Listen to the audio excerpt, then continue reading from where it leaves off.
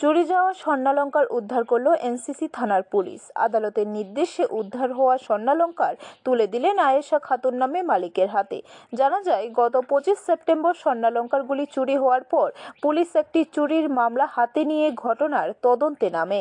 আগরতলা শহরের বিভিন্ন এলাকা থেকে মোট 5 জনকে গ্রেপ্তার করে পুলিশ। তাদের জিজ্ঞাসাবাদ চালিয়ে পুলিশ উদ্ধার করে 2টি স্বর্ণের নেকলেস, একটি মঙ্গলসূত্র এবং একটি আংটি। অভিযুক্ত চোরদের আদালতে তোলার পর পুলিশ উদ্ধার করা স্বর্ণালংকার আদালতে তুলে ধরেন। আদালতের নির্দেশ অনুযায়ী রবিবার স্বর্ণালংকারগুলি আয়েশা খাতুন নামে সেই মহিলার হাতে তুলে দেয়। পুলিশ জানায়, ধৃত চোরদের নাম অজয় গোয়ালা, দেবাশিস দাস, এমডি সাহিব সহ আরও 2 জন।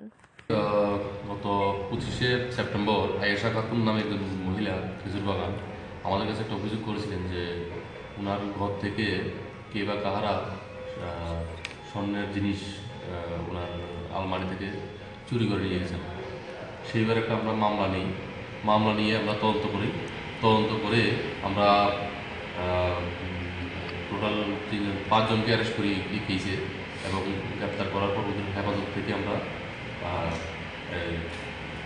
2টা নেকলেস, একটা মঙ্গলসূত্র এবং একটা আংটি, গোল্ডেন অর্নামেন্টস উদ্ধার করার পরে গ্রেপ্তারকৃত আসামিদেরকে আমরা মাননীয় আদালতে পাঠাই, এবং আজকে মাননীয় আদালতের আদেশ বলে আমরা এই উদ্ধারকৃত স্বর্ণালংকারগুলি আমরা ওই ওনার কাছে আমরা হ্যান্ড ওভার করছি। ব্যুরো রিপোর্ট, খবর ত্রিপুরা।